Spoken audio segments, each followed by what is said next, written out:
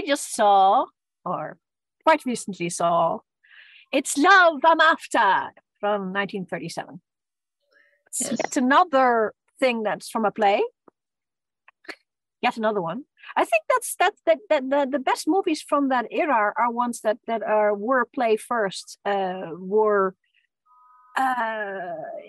well rehearsed in that way, and then he made into movies. You know. So. Yeah. Well, if you have a play, then it's been rehearsed. It's not written for the screen, so it's written for the stage, and then it's been done over and over again, tweaked, and then you film it. You can almost not lose. Yeah. To the point that I know that Leslie Howard and the chappie who plays the butler, they had scenes together, and they had them on stage. This sort of, and Leslie Howard always thought the whole film industry is a bit of a palaver that is maybe somewhat unnecessary, at least 10% of it. And so he told the director, well, how about you just do the wide shots and medium shot and the close-ups in one take. And so they had to bring up all the cameras and do that. And because they have already been rehearsed and done, there's nothing to discover in repeating it again and again. And yeah. Yeah, so Leslie Howard and Bette Davis did 2 movies together. 3, sorry. 3 movies of Human Bondage, Petrified, Forrest, and this one. Yep. Yeah, she was the other big talent of that era, Bette Davis. She also came from the stage. She also came from the stage, and they had a bit of a problem with her because she did not really fit the beauty ideal of the day. She's way too hollow-eyed, if you know what I mean. But she created her own beauty ideal because they started her in so many things. And this is actually a little early for her. She's already famous, but 37, she became even more famous after this. This story is a build-up of it's like a comedy of errors happening, and but the very yummy characters. That starts with this ham actor who is on the stage hamming it up with his longtime fiancée, which he keeps not marrying, and he gets this fan after his butt who has these oddest ideas about him. You know what? The bit of Shakespeare in there is that's just even worth the price of the admission. It really is. The clothing, the acting, the overacting, the lines that they whisper at each other that are just scathing and horrible, and it's just awesome. Combined with the fact that Leslie Howard did do a legitimate Romeo and Juliet the year earlier, so they sort of parodying his own performance of a year earlier on screen in this movie. So that's really funny. Yeah, the young woman who is interested in, is a big fan. Olivia is played by Olivia de Havilland, and if nothing else, 2 noteworthy things about Olivia de Havilland. One, she is of course in Gone with the Wind, and the other one, she actually lived to 104. Yeah, she died. Show her. Yeah. She's the last great of Hollywood. But she's very young here. This is one of her earlier parts. She was born 1916. So what year was this? 37? 37. So she's 21. Yeah, she's young. Yeah, she's young. And 2 years later, she's going to be in Gone with the Wind. And she's supposed to be that young in Gone with the Wind as well, because they're supposed to be young. So this is her first time to play with Leslie Howard in a completely different setup. But the setup of the story, it's a comedy of errors. This somewhat blasé actor has suddenly a super fan who waxes lyrical at him and then leaves without leaving her name because that's romantic. So okay, he sort of goes okay and whatever, but then it goes wrong when the boyfriend shows up, because the boyfriend tells the actor, you know what, my girl who I want to marry is so into you, what can we do? And then the actress, I think he comes up with the idea of, how about taking her up on her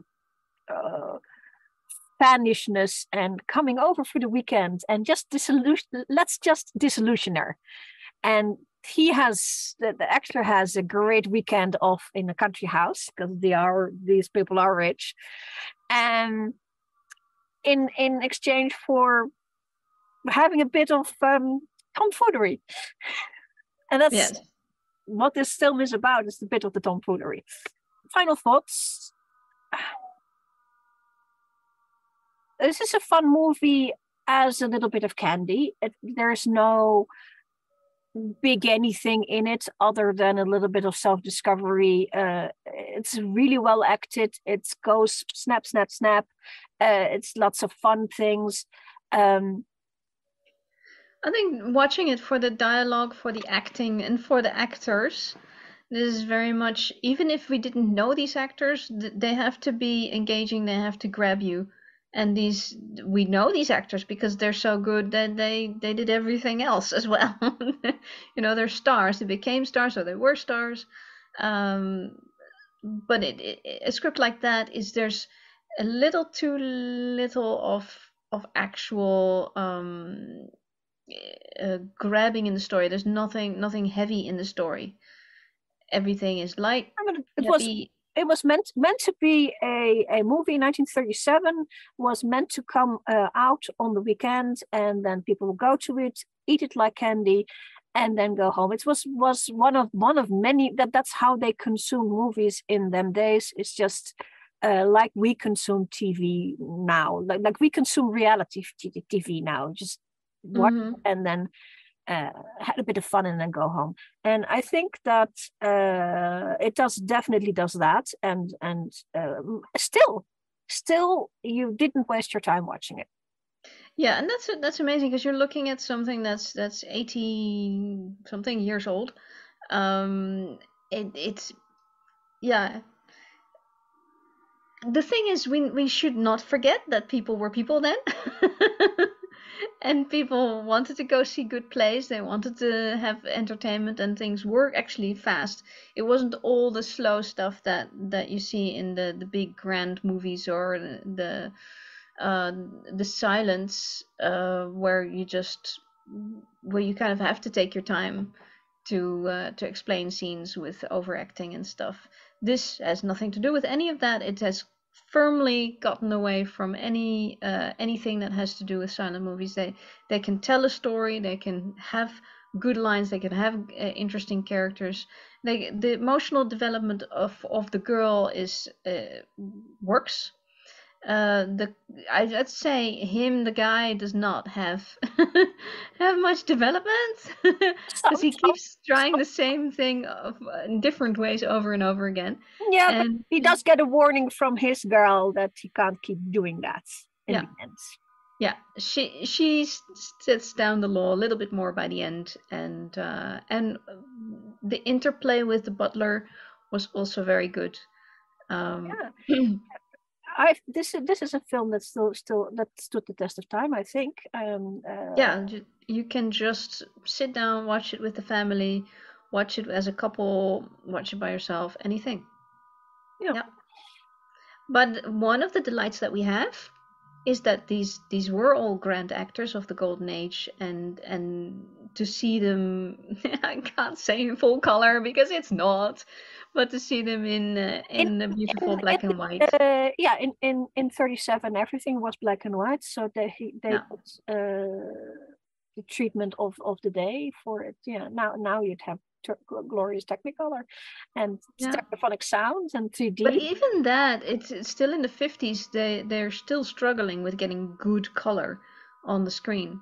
So it's not a fast thing, but 2 years later they put on Gone with the Wind in color, with Leslie Howard. Wasn't there a talk about Bette Davis Yes, there was, but she being had cast in already it? done something similar in a thing called Jezebel, and so they sort of gave that a miss, or they didn't have access to her, which is possible.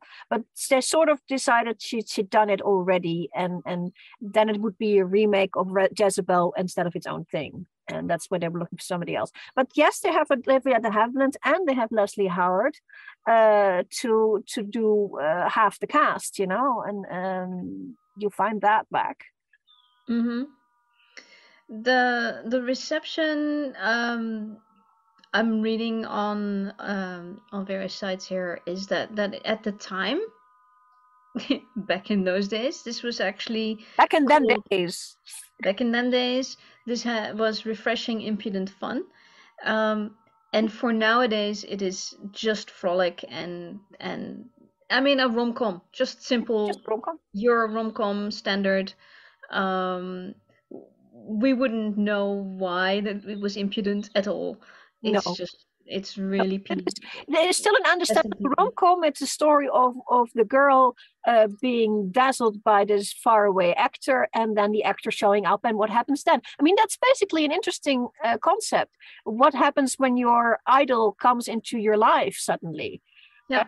How does that hold up, and what happens next? And then you get some comedy to happen to see what. And that is timeless, because these days there's no difference. In No. fact, we have conventions now where actors actually do meet people one to one, and you can have a meet and greet and all of that. Stuff is set up also in the world of the theater. People still go to the stage door. If you're lucky, and some people might get invited into the dressing room or whatever. I mean, I wasn't, but Yeah, we were. You can still imagine that it's possible. We were. We were. We were. We did make it into the dressing room of a production at some point. That was fun. But yeah, but the thing is that the story does is take this situation of the fan and the actor and the stage by having him come to her country house afterwards, and that makes an interesting storyline of shenanigans, because it's a shenanigan kind of movie, shenanigans that happen. Yeah, I enjoyed it. It was after this made into a musical comedy called Madly in Love. It doesn't say which year that was, but they still kept the storyline, and they kept the characters. So it led a little bit more life after this. But other than that, I think it is quite a forgotten or forgettable movie. The noteworthy thing is that it's actually a good watch, and the actors. Without that, if one of them was not there, then I would not recommend it. We wouldn't have been watching it, because literally, it isn't on this channel, because there is a point where something just falls off the apple cart, because it's just forgettable for too many reasons. Yeah. And that's sad, because there's going to be stuff in there that is actually worth it. But if it's going to be, how do you know how to chase it? How do you know how to find it? Just randomly pick. Basically, I randomly picked this one because I like Leslie Howard, and I'm slowly watching his catalog. I've watched quite a few, and I knew this one was probably good for a watch together. That's why I suggested we watch it together, because it's one of those movies that on paper looks like, yeah, okay, you want to watch that for somebody. For rom-coms, better with somebody. If you're interested in film and film history, then just finding a reason to watch something. Like, okay, it was listed in the nominations for some award. It had an actor you liked in something else. It was a year you were interested in. It was a topic you like to watch all the movies in this particular topic. In this case, it's a rom-com. Any reason, just to get yourself to to actually look at something that is that you wouldn't normally pick out because you don't already know it, and that's yeah, I like that as a film fan. So as a film fan, I like this, and that's my opinion. In my opinion. And we're sticking to it. We're sticking to it.